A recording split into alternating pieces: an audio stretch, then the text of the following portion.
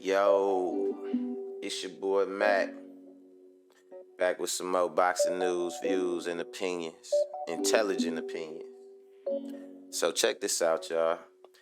I told y'all I keep up with a lot of different type of industries, right? And in particular, I like to keep up with the way that they tie together from a business standpoint. I noticed a while back a lot of practices being tried in one industry were being carried over to other industries.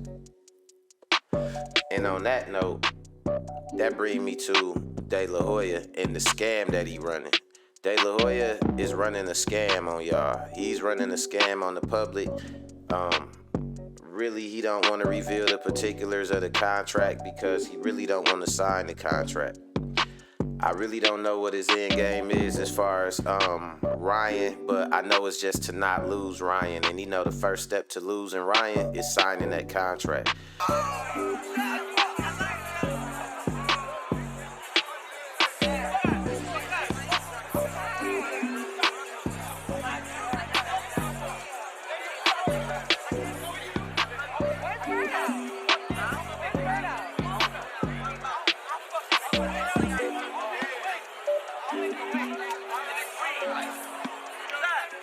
When he signs that contract, Ryan is going to end up doing what a lot of fighters have done in the past at Golden Boy.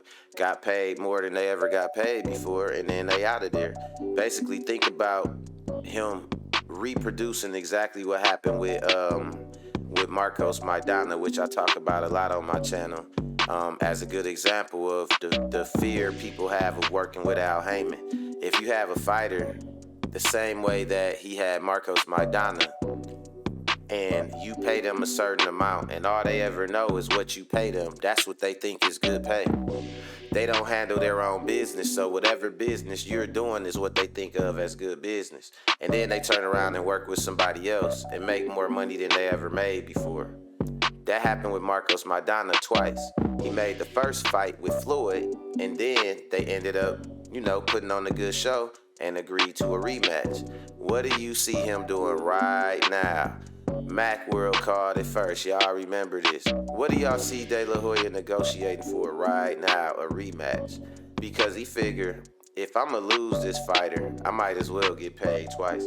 After Ryan go over there and he get a big payday and he get beat, the problem that De La Hoya is going to have is now Ryan is demanding a new pay rate. Now you have a Terrence Crawford on your hands over at Golden Boy, a fighter who is not generating the amount of revenue that they think they're worth. Ryan Garcia is not bringing in big numbers. He's not a big pay-per-view star, nothing like that. And his TikToks and challenges and videos that get a lot of views, it's way different to get somebody to sit through a 12-round boxing match of you walking around slowly with your chin up in the air and fighting African villagers.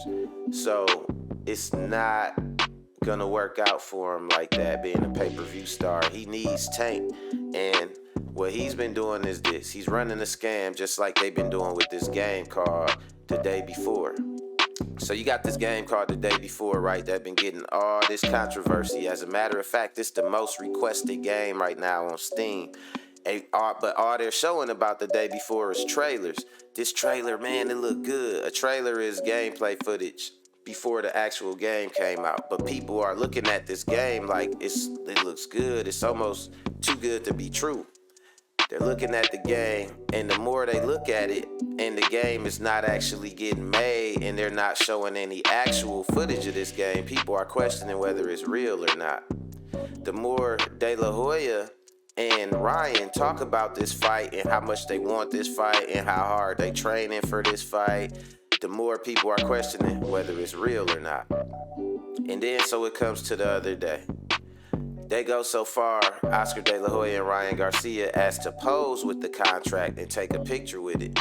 I hopped on Champside page, shout out to Champside, the baddest brand in the land. And I told them, I said, man, they gonna take this contract, they gonna give it a nap, they gonna put it to bed, they gonna take the contract out for dinner, they gonna do everything but sign it. Now with this game, The Last of Us, they showing trailers, they are showing all type of different character editors, they're showing all these different elements of the game. except the actual game. So as it's coming down to the wire, where it's time to show it, where it's coming time to shit or get off the pot.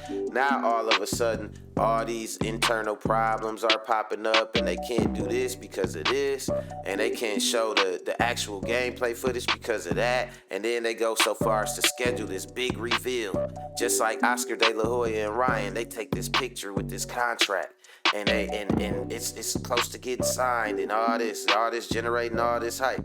But right before it's time, here go another curveball. Oh man, somebody took the name from the copyright and we can't do it. So you mean to tell me all this time y'all were making this game, y'all didn't even copyright the name? And De La Hoya, you mean to tell me all this time y'all were talking about this fight and bringing up Tank's name, y'all didn't even sign the contract? You said you didn't even have a contract and you were talking all this shit.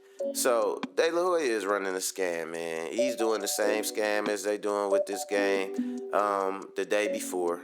You know what I'm saying? You keep showing people, you keep leading them along right before interest wanes or before people start to question the last aspect. You introduce a new little thing, a new mirror with some more smoke.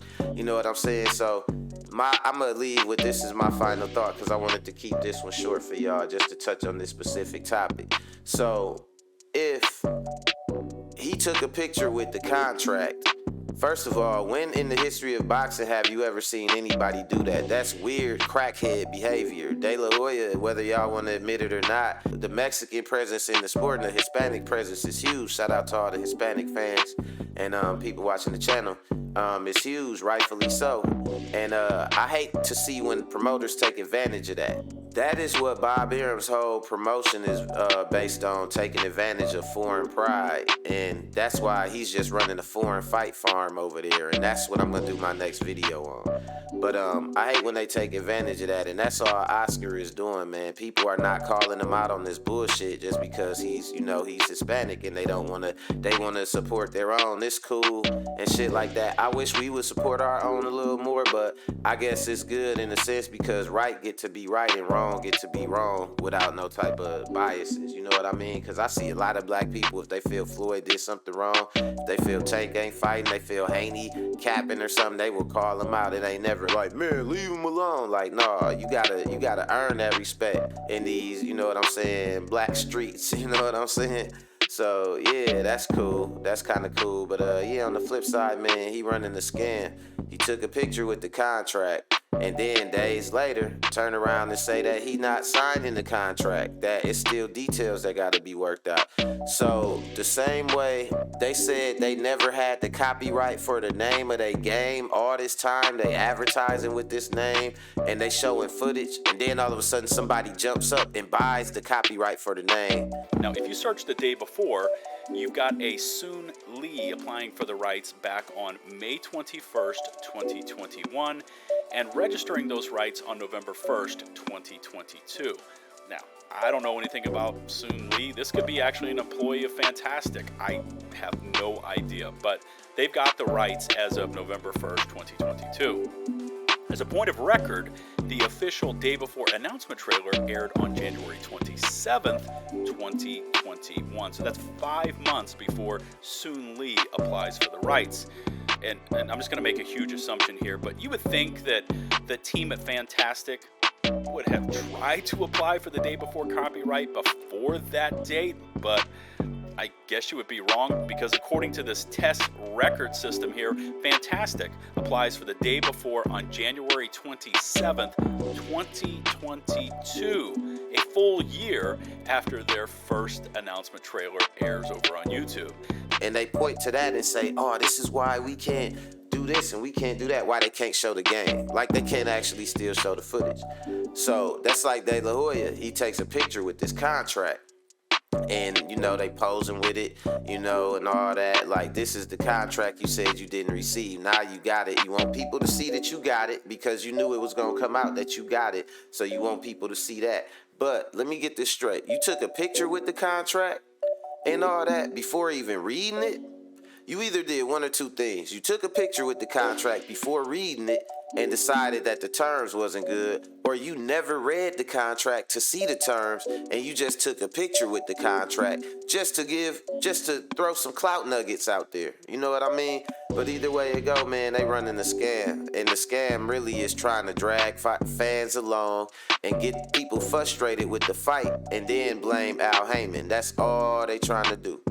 That's all they trying to do. They don't want the fight. De La Hoya make that fight, Ryan Garcia is gone from Golden Boy. Cause either way it go, he's gonna either make too much money or get knocked the fuck out, and then that's gonna be it. That's all I got for y'all today, man. Remember, you can play games, but you can't play boxing. I'm out. Right hand truck.